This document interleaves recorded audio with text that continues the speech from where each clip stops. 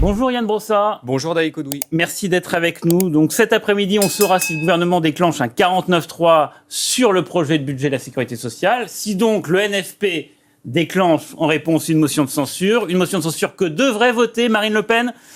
En tout cas, c'est la tendance ce matin. Est-ce que cela vous réjouit qu'elle vote votre motion de censure, l'ancienne présidente du RN ? Ça n'est pas le sujet. Ce qui m'inquiète, c'est précisément ce budget. Nous allons effectivement, nous la gauche, déposer une motion de censure. Après, chacun est placé face à ses responsabilités. En tout cas, je sais une chose, c'est que si depuis plusieurs mois maintenant, on a un gouvernement qui fait tout l'inverse de ce que veulent les Français, c'est parce que l'extrême droite, c'est parce que Mme Le Pen a fait le choix d'adouber Michel Barnier. Si le Rassemblement... Elle adoube cet après-midi ou dans la semaine, vous dites que c'est pas le sujet, c'est quand même le sujet, puisque si vous déposez une motion de censure, c'est pour qu'elle passe, il faut les voix du RN. En tout cas, je pense que nous vivons une grande épreuve de vérité, et que si Mme Le Pen n'avait pas adoubé Michel Barnier, par exemple, depuis 2 mois, on aurait déjà abrogé la réforme des retraites, parce qu'on aurait eu un gouvernement qui aurait mis en œuvre les engagements qui étaient les siens. Donc moi, ce que je souhaite, c'est effectivement que ce gouvernement soit censuré parce que c'est un mauvais budget et surtout parce que c'est un budget qui ne correspond en rien à ce que les Français ont voté aux dernières élections législatives.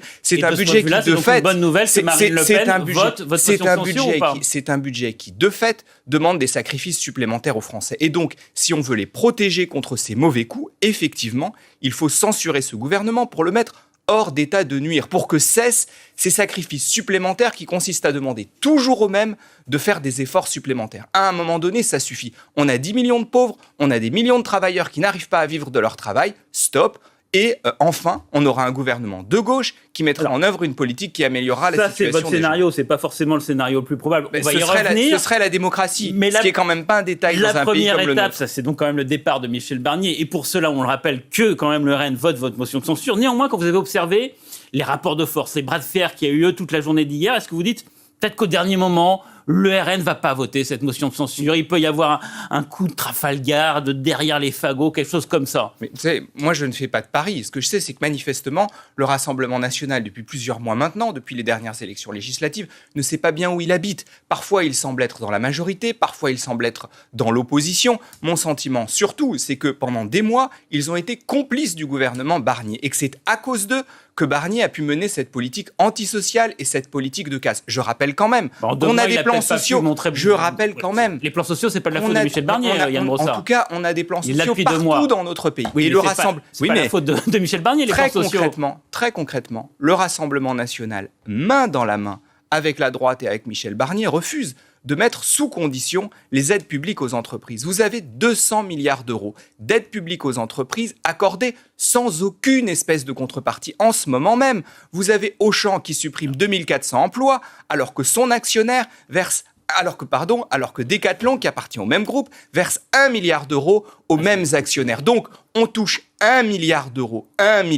Et dans le même temps, on vire 2400 personnes. Et tout ça que ces gens veulent continuer à verser des aides publiques à ces entreprises qui s'en mettent plein les poches et qui virent des milliers de personnes. Donc si Michel Barnier n'est plus là, vous souhaitez que ce soit quelqu'un du NFP qui puisse mettre en place cette politique de protection des emplois.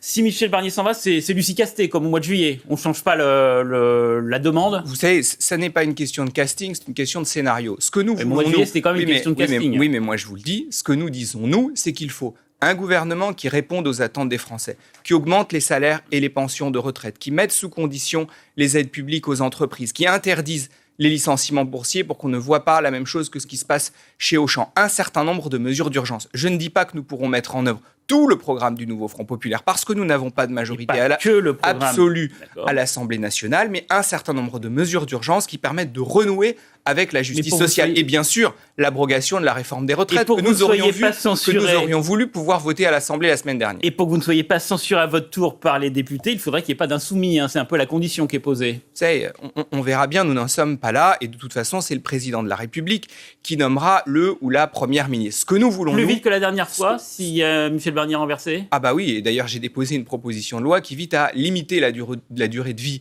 des gouvernements, gouvernements qui ne sont plus en poste, des gouvernements intérimaires. À combien ? À 8 jours, parce que c'est une forme de déni de démocratie insupportable. C'est un peu court quand même, 8 jours. On a des gouvernements... Des solutions. 2 mois, c'est peut-être trop long, mais 8 jours, c'est un peu court quand même. Parce que ces gens sont lents. Et qu'en l'occurrence, s'ils écoutaient le verdict des urnes, ils iraient beaucoup plus vite et la France s'en porterait beaucoup mieux. Puisqu'on a parlé de Lucie Castet, elle a publié une tribune hier avec Marine Tondelier pour demander une candidature unique de la gauche à la prochaine élection présidentielle. Et puis il faut mobiliser aussi la société civile. Ça doit être la 100e tribune sur cette demande-là que je pu lire depuis que je fais du journalisme politique. Ça n'a pas eu de succès les précédentes, celle-ci c'est le même destin.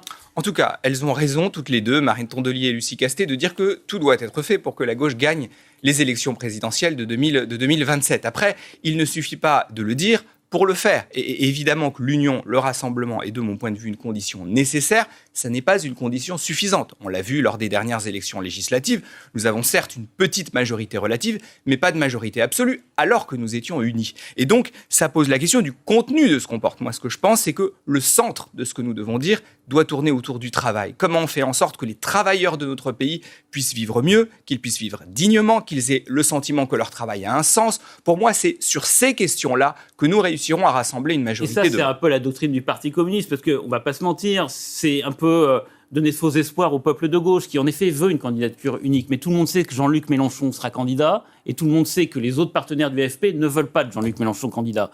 Donc ce qu'il faut mettre en place, de votre point de vue, c'est une candidature alternative à Jean-Luc Mélenchon. Je ne dis pas les choses comme ça, je dis que nous devons maximiser nos chances.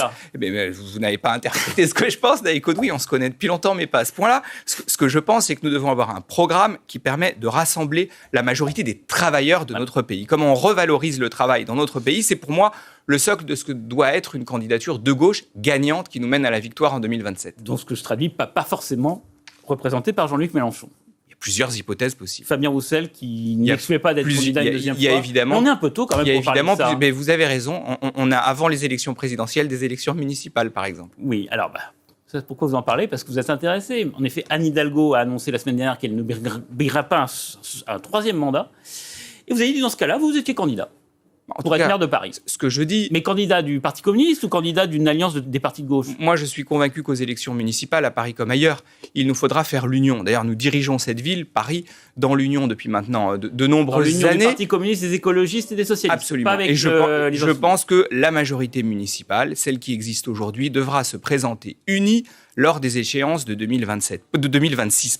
Pourquoi ? Parce que nous voyons bien ce qui monte à l'échelle du pays. C'est l'extrême droite, c'est la droite, ce sont ces idées nauséabondes qui envahissent le territoire. Rachida Dati, je ne sais pas si elle est d'extrême droite, en tout cas les sondages lui donnent plutôt des scores flatteurs. Oui, mais en l'occurrence, c'est totalement contradictoire avec ce que les Parisiens ont dit lors des dernières élections législatives, puisque 2/3 des circonscriptions ont été gagnées par la gauche. Et donc, ce que je pense, c'est que nous devons pouvoir poursuivre ce que nous avons engagé depuis de nombreuses années. Au fond, c'est quoi les questions qui se posent ? C'est est-ce qu'on veut plus ou moins de voitures à Paris ? Est-ce qu'on veut plus ou moins de logements abordables ? Est-ce qu'on veut continuer avec des loyers encadrés pour faire en sorte que ce loger coûte moins cher ? Pour remporter la mairie de Paris, il faut être dans la stricte continuité du bilan d'Anne Hidalgo. Il ne faut pas faire entendre quand même une petite différence, faire évoluer un petit peu. J'assume à 100% ce que nous avons fait. Oui, mais précisément, est-ce que nous avons eu raison d'augmenter la part de logements sociaux, de doubler la part des logements sociaux ? Bien sûr que oui. Et c'est ce qui fait qu'on a aujourd'hui encore à Paris des infirmières, des assistantes maternelles, des policiers, des enseignants, des caissières qui ont la possibilité de vivre dans cette ville. Vous enlevez le logement social, vous n'avez plus de mixité sociale. Donc bien sûr, je l'assume. Je pense qu'il faut précisément amplifier ces changements. On a besoin d'une ville encore plus sociale, encore plus écolo. Et c'est ce pourquoi j'ai envie de me battre en 2026. Rémi Féraud, qui est le candidat désigné par Anne Hidalgo, Emmanuel Grégoire, qui était son ancien premier adjoint, ils sont sur les mêmes positions que vous. J'ai un seul souci, qu'on se donne la possibilité de gagner et de garder cette ville à gauche et du côté des valeurs progressistes, du côté de l'écologie. À partir de là, il faut 1, qu'on se présente unis, 2, qu'on choisisse le meilleur candidat. 3, évidemment que dans ce cadre-là, je suis disponible parce que je pense que je saurais faire et parce que j'ai déjà eu l'occasion par le passé de mener des campagnes. Je ne me compare pas aux autres, je dis simplement qu'il faudra choisir le meilleur candidat et je fais confiance à ceux qui choisiront pour faire le meilleur choix. Merci beaucoup. Merci à vous. Bonne journée à vous.